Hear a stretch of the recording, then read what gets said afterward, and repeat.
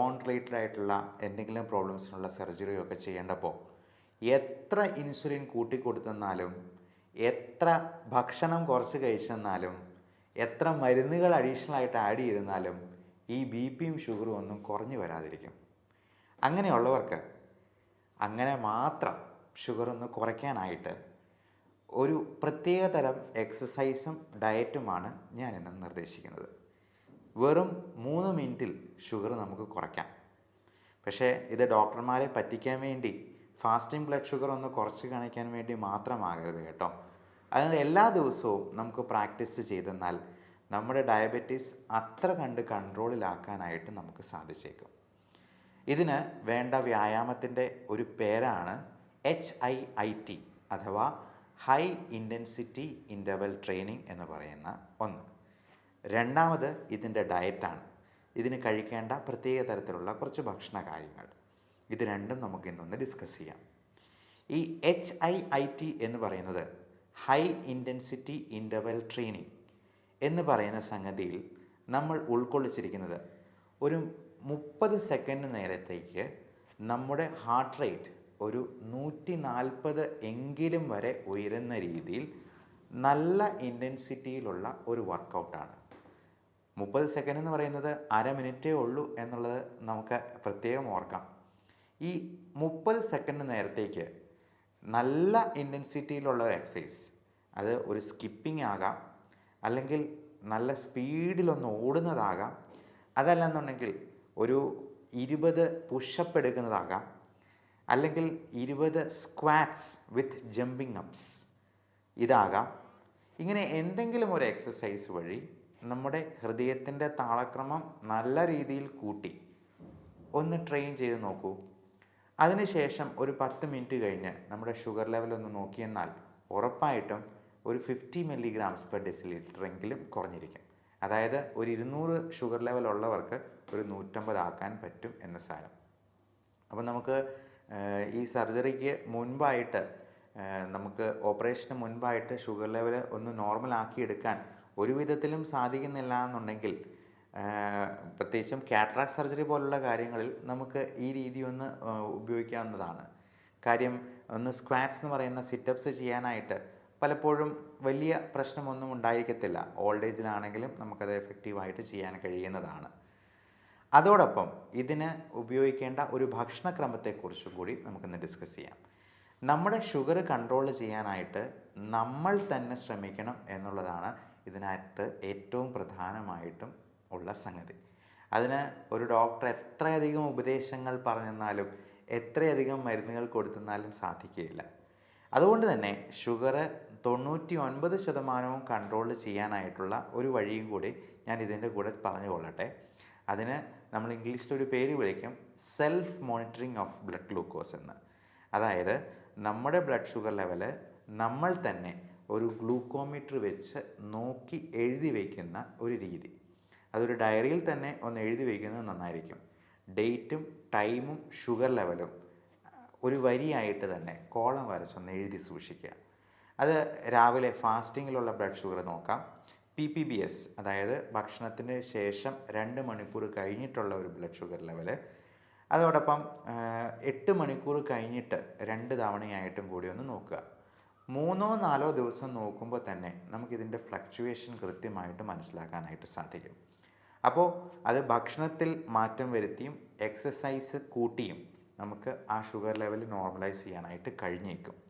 അതിന് പറ്റിയില്ല എന്നുണ്ടെങ്കിൽ തീർച്ചയായിട്ടും നമുക്ക് മരുന്നുകൾ കഴിച്ചുകൊണ്ട് തന്നെ അത് നിയന്ത്രണത്തിൽ കൊണ്ടുവരാനായിട്ട് പ്രത്യേകം ശ്രദ്ധിക്കണം. ഇനി ഇതിന് കഴിക്കേണ്ട ഭക്ഷണക്രമത്തെ പറ്റിയും പറയണമല്ലോ. അപ്പോൾ നമ്മൾ ഈ സർജറിക്ക് മുമ്പോ അല്ലെങ്കിൽ ഈ ബ്ലഡ് ഷുഗർ ലെവൽ നമുക്ക് നോർമൽ ആക്കേണ്ട അത്യന്താപേക്ഷിതമായ ഈ സാഹചര്യത്തിലോ നമുക്ക് തലേ ദിവസം ചോറ് പോലുള്ള ഭക്ഷണ സാധനങ്ങൾ അധികം കഴിക്കരുത് എന്ന് പ്രത്യേകം ഓർമ്മിക്കുക. ചോറാണെങ്കിലും ചപ്പാത്തി ആണെങ്കിലും മൈദ കൊണ്ടുണ്ടാക്കിയ പൊറോട്ടയാണെങ്കിലും എല്ലാം ഷുഗർ ലെവൽ കൂട്ടുന്നത് തന്നെയാണ്. ചോറിന് പകരം ചപ്പാത്തി കഴിക്കുന്നത് കൊണ്ട് അതൊരു 5-6 ചപ്പാത്തി കഴിച്ചെന്നാൽ ചോറ് കഴിക്കുന്നത് പോലെ തന്നെ ഷുഗർ ലെവൽ കൂടാനിടയുണ്ട്. നല്ല തവിടോട് കൂടിയ കാർബോഹൈഡ്രേറ്റ്സ് എന്തെങ്കിലും കഴിക്കുന്നതാണ് ഷുഗർ രോഗികൾക്ക് ഏറ്റവും നല്ലത്. ഈ പറഞ്ഞതുപോലെ സർജറിക്ക് തൊട്ട് തലേ ദിവസം നമ്മൾ കാർബോഹൈഡ്രേറ്റ്സ് ഒന്നും അടങ്ങിയത് അധികം കഴിക്കരുത് എന്ന് പ്രത്യേകം മനസ്സിലാക്കുക. പകരം നമുക്ക് നല്ല പ്രോട്ടീൻ റിച്ച് ആയിട്ടുള്ള ഒരു മുട്ടയുടെ ഓംലെറ്റോ ഒന്നോ രണ്ടോ എഗ്ഗ് കഴിക്കുന്നത് കൊണ്ടും അതിന് കുഴപ്പമില്ല. അതേപോലെ നട്ട്സ്, അത് കാഷ്യൂ നട്ടോ ബദാമോ അല്ലെങ്കിൽ മുളപ്പിച്ച പയറോ കഴിക്കാവുന്നതാണ്. നല്ല പ്രോട്ടീൻ റിച്ച് സോഴ്സസ് ആയിട്ടുള്ള ചണവിത്തുകൾ പോലുള്ള സാധനങ്ങൾ നമുക്ക് വിപണിയിൽ നിന്ന് അവൈലബിൾ ആണ്. ഫാറ്റ് തീരെ കുറഞ്ഞിട്ടുള്ള ചീസ് അല്ലെങ്കിൽ ഡയറി പ്രോഡക്ട്സ് ഒക്കെ നമുക്ക് ഷുഗർ കുറച്ച് നിർത്താനായിട്ട് കഴിക്കാവുന്നതാണ്. അതോടൊപ്പം ക്യാരറ്റ്സ്, പ്രത്യേകിച്ചും ബേബി ക്യാരറ്റ്സ് എന്ന് പറയുന്ന, അല്ലെങ്കിൽ ബെറീസ്, അല്ലെങ്കിൽ ടൊമാറ്റോസ്, ഇങ്ങനെ അടങ്ങിയിട്ടുള്ള സാധനങ്ങൾ, അധികം മധുരമില്ലാത്ത പഴങ്ങൾ, പച്ചക്കറികൾ, സാലഡ്, യോഗട്ട് അല്ലെങ്കിൽ തൈര്. പാല് കുടിക്കുന്നത് പക്ഷേ ഷുഗർ കൂട്ടാനിടയുണ്ട്. പാല് എന്ന് പറയുന്നത് ഷുഗർ രോഗികൾക്ക്, പ്രായമായവർക്ക് പ്രത്യേകിച്ചും നല്ല ഒരു ഭക്ഷണമല്ല എന്നുള്ളത് മനസ്സിലാക്കുക. നമ്മൾ പാലും മുട്ടയും എന്ന് ഒരുമിച്ച് പറയുന്ന ഒരു കാര്യമാണെങ്കിൽ പോലും ഈ പാലിൽ കുട്ടികൾക്ക് മാത്രം എഫക്റ്റീവായിട്ട് ദഹിപ്പിക്കാവുന്ന ഒരു ഭക്ഷണ വസ്തുവാണ് എന്നുള്ളത് മനസ്സിലാക്കുക.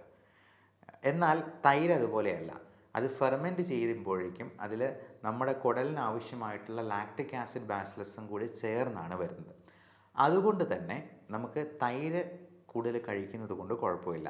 പക്ഷേ തൈരിനോട് അലർജിയോ കഫക്കെട്ട് പോലുള്ള പ്രശ്നങ്ങളോ ഉള്ളവർക്ക് തൈരും ഒത്തിരി കൂട്ടുന്നത് അഭികാമ്യമായിരിക്കത്തില്ല. അതുപോലെ തന്നെ മോര് പോലത്തെ സാധനങ്ങൾ. അപ്പോൾ കഴിക്കാവുന്ന ഭക്ഷണങ്ങൾ എന്തൊക്കെയാണ് എന്നുള്ളത് നോക്കി സർജറി പോലുള്ള വളരെ അത്യന്താപേക്ഷിതമായിട്ടുള്ള കാര്യങ്ങളിൽ നമുക്ക് ഷുഗർ ലെവൽ കുറച്ച് നിർത്താനായിട്ടാണ് ഞാൻ ഈ പറഞ്ഞ രീതി അവലംബിക്കാവുന്നത്. നമുക്ക് ഇത് ഡെയിലി ഇങ്ങനെ തന്നെ അത്താഴത്തിന് നമ്മൾ കാർബോഹൈഡ്രേറ്റ്സ് പൂർണ്ണമായിട്ടും ഒഴിവാക്കിക്കൊണ്ട് സാലഡ് മാത്രം കഴിച്ചുകൊണ്ട് ഈ രീതി പിന്തുടർന്ന് നമ്മുടെ ഷുഗറിനെ വരുതിയിലാക്കാനും കഴിയും.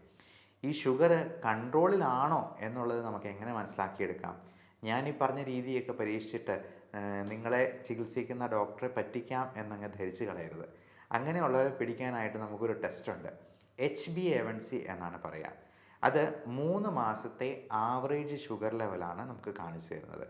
ഈ HbA1c പ്രമേഹമില്ലാത്ത ഒരു വ്യക്തിക്ക് 5.7 താഴെയായിരിക്കും. പ്രമേഹമുണ്ട് എന്നാൽ നല്ല കൺട്രോളിലാണെങ്കിൽ മാക്സിമം ഒരു 7-7.5 വരെ ഈ HbA1c ഉണ്ടാകത്തുള്ളൂ. 7.5ക്ക് മുകളിലാണെങ്കിൽ കഴിഞ്ഞ 3 മാസത്തെ ആവറേജ് ഷുഗർ ലെവല് ഒരു 200-250 മുകളിലാണ് എന്നുള്ളത് ഡോക്ടർക്ക് കണക്ക് കൂട്ടാനായിട്ട് സാധിക്കും. അതുകൊണ്ട് അന്നത്തെ ദിവസത്തെ ഫാസ്റ്റിംഗ് ബ്ലഡ് ഷുഗർ മാത്രം കുറച്ച് കാണിച്ചത് കൊണ്ട് യാതൊരു പ്രയോജനവുമില്ല എന്ന് പ്രത്യേകം ഓർമ്മിപ്പിക്കുന്നു.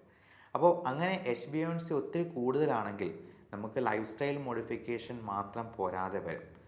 അല്ലാത്ത ആളുകൾക്ക് ഒരു 7ൽ താഴെ തന്നെ ഷുഗർ ലെവൽ HbA1c കുറച്ച് നിർത്തിയിട്ടുള്ള ഷുഗർ ലെവലുള്ള ആൾക്കാർക്കാണെങ്കിൽ നമുക്ക് ലൈഫ് സ്റ്റൈൽ മോഡിഫിക്കേഷനിൽ തന്നെ മുൻപോട്ട് പോകുന്നതിൽ യാതൊരു തകരാറുമില്ല. പക്ഷെ അതിന് മുകളിൽ ഷുഗർ ഉള്ളവർക്ക് നമുക്ക് തീർച്ചയായിട്ടും അതിന് ആവശ്യമായ മരുന്നുകളും ചിലപ്പോൾ ഇൻസുലിനും ആവശ്യമായിട്ട് വരും. ഈ ഇൻസുലിൻ ഒരുപാട് ദൂഷ്യവശങ്ങളുള്ളതല്ലേ എന്നുള്ള ചോദ്യം ചോദിക്കുന്നവർക്ക് അഡ്വാൻസ് ആയിട്ട് പറഞ്ഞുകൊള്ളട്ടെ, ഇൻസുലിൻ എന്ന് പറയുന്നത് നമ്മുടെ ശരീരത്തിൽ നോർമലി ഉൽപ്പാദിപ്പിക്കുന്ന ഒരു ഹോർമോണാണ്. അത് കുറഞ്ഞു പോകുന്നത് കൊണ്ടോ അല്ലെങ്കിൽ അതിനെ നമ്മുടെ സെൽസിനെ എഫക്റ്റീവായിട്ട് യൂട്ടിലൈസ് ചെയ്യാൻ പറ്റാതെ വരുന്നത് കൊണ്ടാണ് നമുക്ക് ഷുഗർ കൂടുന്നതും ഡയബറ്റീസ് എന്ന് പറയുന്ന അവസ്ഥാവിശേഷം ഉണ്ടാകുന്നതും. അപ്പോൾ ഇൻസുലിൻ പുറമേ നിന്ന് സപ്ലിമെൻറ്റ് ചെയ്യുന്നതിന് യാതൊരു തകരാറുമില്ല. അത് കൃത്യമായിട്ട് എടുക്കേണ്ടവരിൽ എടുക്കുക തന്നെ വേണം എന്നുള്ളതും പ്രത്യേകം മനസ്സിലാക്കുക. അപ്പോൾ ഈ ഇൻഫർമേഷൻ നിങ്ങൾക്ക് ഉപകാരപ്രദമെന്ന് തോന്നുന്നെങ്കിൽ പ്രമേഹ രോഗികളായിട്ടുള്ള നിങ്ങളുടെ ബന്ധുക്കൾക്ക് അയച്ചു കൊടുക്കുക, ഷെയർ ചെയ്യുക. പ്രായമായ നിങ്ങളുടെ പേരൻസിന് 2 പേർക്കും ഡയബറ്റീസ് ഉണ്ടെങ്കിൽ മക്കൾക്കും ഡയബറ്റീസ് വരാനുള്ള സാധ്യത 80%-ലേറെയാണ് എന്നുള്ളതും പ്രത്യേകം മനസ്സിലാക്കുക. അതുകൊണ്ട് ഈ രീതി നിങ്ങൾക്ക് ഇപ്പോൾ തന്നെ തുടങ്ങാവുന്നതാണ്. പലപ്പോഴും മണിക്കൂറുകളോളം ജിമ്മിൽ ചിലവഴിക്കാനായിട്ട് നമുക്ക് പറ്റിയെന്ന് വരത്തില്ല. അപ്പോൾ ഷുഗർ ലെവൽ കുറയ്ക്കുന്ന രീതിയിലുള്ള ഭക്ഷണം അറ്റ്ലീസ്റ്റ് ഡിന്നറിനെങ്കിലും നമുക്ക് അങ്ങനെ ആക്കാനായിട്ട് ശ്രമിക്കുക. ഈ പറയുന്ന മണിക്കൂറുകളോളം ജിമ്മിലുള്ള വ്യായാമം ഇല്ലാതെ തന്നെ നമുക്ക് ഇൻ്റർവെൽ ഇട്ടുകൊണ്ട് തന്നെ ഈ HIIT നമുക്ക് ജീവിതത്തിൽ പകർത്തിക്കൊണ്ട് നമ്മുടെ ഷുഗർ കുറച്ച് നിർത്താനും അതോടൊപ്പം നമ്മുടെ വെയിറ്റ് റെഡ്യൂസ് ചെയ്ത് നിർത്താനായിട്ടും പ്രത്യേകം ശ്രദ്ധിക്കുക. ഇപ്പോൾ മാൽന്യൂട്രീഷൻ അല്ല, മോൾ ന്യൂട്രീഷനാണ് മിക്ക രോഗങ്ങൾക്കും കാരണം. അതായത് പോഷകാഹാരത്തിൻ്റെ കുറവല്ല, പോഷണം കൂടിപ്പോയത് കൊണ്ടുള്ള പ്രശ്നങ്ങളാണ് പലരിലും അസുഖങ്ങൾ ഉണ്ടാക്കുന്നത് എന്ന് നമുക്ക് എല്ലാവർക്കും അറിവുള്ളതാണ്. So everyone stay healthy. ഈ വിഷയത്തെപ്പറ്റി എന്തെങ്കിലും സംശയങ്ങളുണ്ടെങ്കിലോ ടെലിമെഡിസിൻ ആവശ്യമുള്ളവർക്കോ ഈ കാണുന്ന നമ്പറിൽ വാട്സപ്പിൽ ബന്ധപ്പെടാവുന്നതാണ്. 9567710073 എന്ന നമ്പർ നോട്ട് ചെയ്ത് വയ്ക്കാവുന്നതാണ്. Thank you.